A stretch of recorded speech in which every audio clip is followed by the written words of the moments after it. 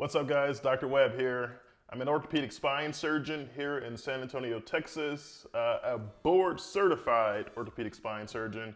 If you didn't see my last post, and I haven't had a lot of opportunities to talk about this, but I passed my oral boards and became board certified. I'll put that link right up here. It's just a quick 15-second video that talks about the notification that I got that informed me that I was board certified. But I took trauma call last week, and I still take some trauma call. I don't take a lot, or the amount that I did when I first started practice, but I took trauma call last week. It wasn't a very busy week, which was good because I had a lot of elective cases. I think I had 8 or 9 spine cases, so it was good that it was not a bad week. And the weeks of trauma are hit or miss. Some weeks are very busy, other weeks are a little bit on the slower end. But I wanted to go over some of the trauma cases that I had. We'll talk a little bit about the patient history, and I changed a lot of the history, their name. I didn't include their name, their age, their sex, a little bit about their history. These are not their real images, but these look very similar to, their post-operative images or their injury films, and a little bit about the conditions and how we treat them as orthopedic surgeons. Let's jump in. All right, so the first consult that I got was a 62-year-old female. She tripped and fell at home. She presented to the emergency room with right hip pain. X-rays were taken, and she was diagnosed with a right intertrochanteric hip fracture. So when someone comes into the ER, they have hip pain, knee pain, they have ankle pain. One of the most cost-effective is to get X-rays, plain films. So they're done in the emergency room. For this lady here, it showed an intertrochanteric hip fracture. I went to go see her. She was neurologically intact, which means her nerves were working, and I wouldn't expect for her to have any type of nerve injury or deficit with this type of fracture. But her right hip, she did have some pain, and when I moved her hip, she had some discomfort as expected because of her fracture. These are the classifications or the types of fractures that you can have around your hip. You have your femoral head here. You can have fractures of your femoral head. There's a Pipkin classification for this for the orthopedic residents out there. You can have a femoral neck fracture. There's a Garden classification from 1 to 4, depending on the amount of displacement of that fracture, where the patient breaks right through this femoral neck here. You can have a fracture through the intertrochanteric region, where you have a fracture that goes right through here, and then a subtrochanteric fracture down here. So depending on where the fracture is will dictate how we treat it. Most of the times, if it's a displaced femoral neck fracture, these patients need arthroplasty, hip replacements, either a partial or a full hip replacement, depending on their activity level, how much arthritis they have in their joint here, and also their age. We take all those things into consideration. Patient has an intertrochanteric fracture. That is a fracture here. With this patient had, we treat these with intramedullary rods or nails. And I have a video about this, and I'll put that right up there. You can watch the entire hip fracture nailing as I do it. And subtrochanteric fractures, these are typically treated with nails as well. So this patient had a fracture of the intertrochanteric region, which is here, and we treated it with an intramedullary nail. There are a lot of different systems and different ways to kind of do this in terms of the implants, but typically we use a similar system to this. We make little incisions on the top of the hip here, up here. This is the head up here. This is the feet down here. And we place these patients in traction. We pull on their leg to kind of realign their bone. And then we place a metal rod. First we drill it to make a path for that rod. We place a metal rod on the inside of the bone to stabilize the fracture, and the patient can get up and get walking. And that's the most important thing. Get these patients up and walking so that it decreases the chance that they'll have DVTs, blood clots, infections, UTIs, bed sores, and we typically try to get to them within 24 to 48 hours, preferably 24 hours. And there are some hospitals that they pretty much mandate, hey, hip fractures, they need to be done or fix within 24 hours. In private practice, it makes it challenging sometimes to do that. If you have a busy private practice and you have to go fix a hip that comes in at 6 a.m. in the morning, well, you gotta adjust your schedule. Either you're gonna work late and do that patient's hip fracture at night, or you're gonna cancel or move things around and cancel your clinic or cancel other surgeries so that this hip fracture can be fixed. This is one of the systems or rods here. This is not one that I typically use, but this is typically how it looks after surgery. You can see the metal rod on the inside of the bone. This is the lesser trochanteric piece right here that we just really don't fix. That'd be fine by itself, but leaving it that way. But this fracture is out of varus, which means pointing towards the outside, and it's stabilized. So this patient will heal this fracture in about two to 3 months. The next consult was a 52-year-old male who presented with left arm pain after he fell off of a skateboard. X-rays were taken in the ER, and they showed this midshaft humerus fracture. A little bit of the brief anatomy, the different parts of the humerus.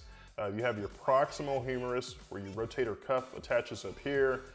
You have your humeral shaft, which is this portion here.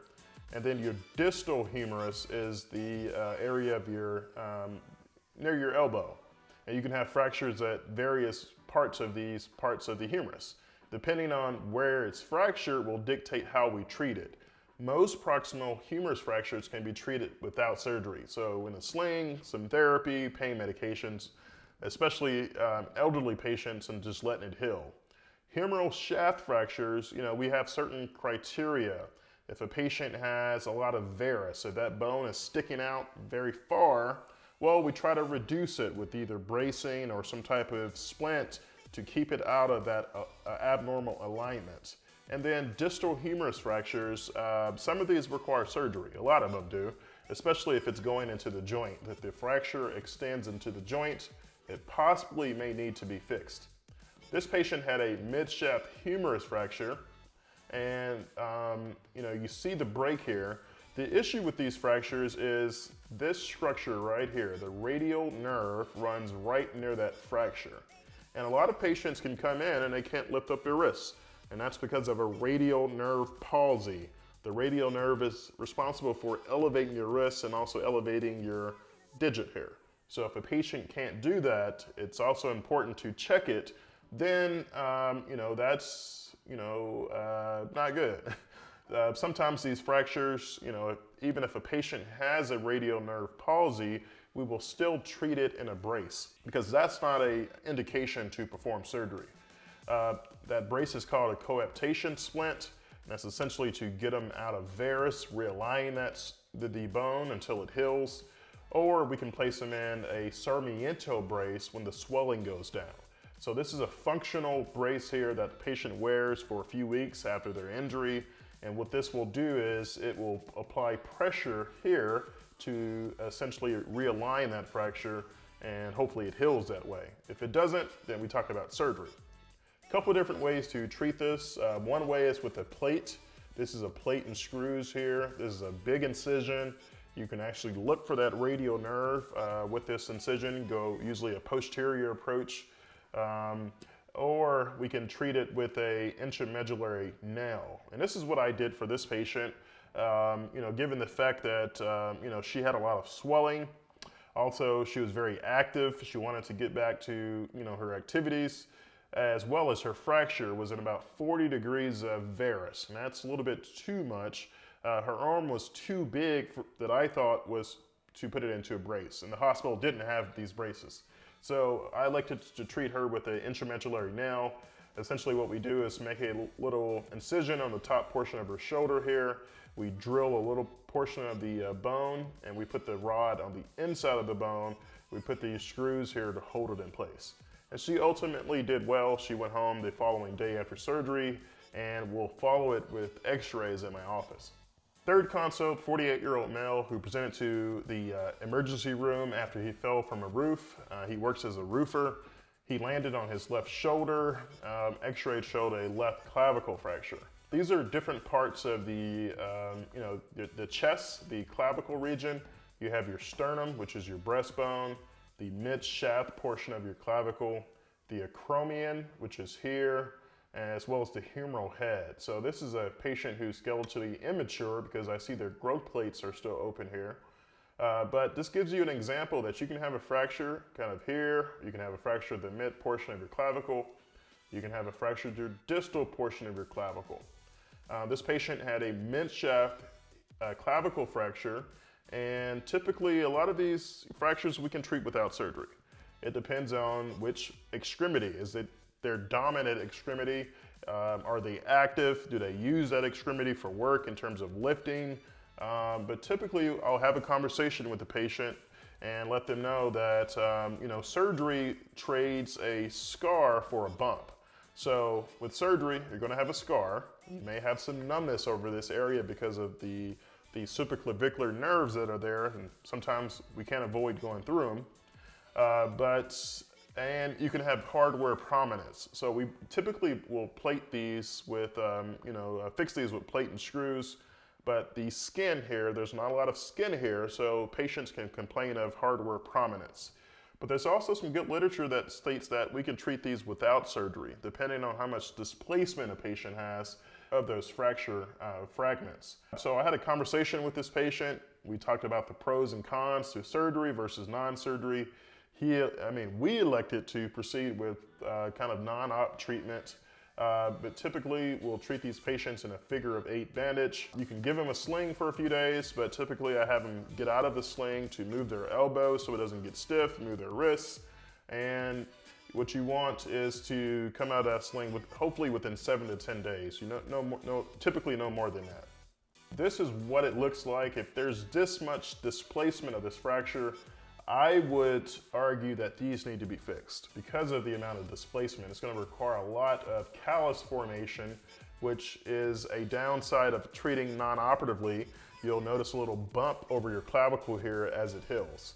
So this patient, if this was my patient's x-rays, I would have elected to fix this, but our patient, we elected to proceed with non-operative treatment, and I'll see him in my office in about 2 weeks or so.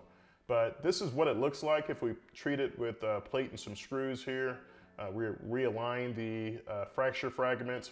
Right under here is your lung. So in surgery, we have to be careful not to puncture the lung when putting in our screws. And these are just 2 cases that I did when I was a resident at one of the hospitals here. And I'm sharing this because it's been a long time. This is a long time ago. And this is what it looks like after we fix these fractures. Some other consults were, mostly infections. Infections of the feet, the foot, the leg. I had a gentleman who had osteomyelitis, which is infection into the bone as a result of uncontrolled diabetes. So wasn't a bad week to call. Did have some good fractures that I was able to fix and see some other patients who had fractures. But I hope you guys enjoyed this video. If you like it, give me likes and thumbs up. Make sure you subscribe, and we'll see you on the next one.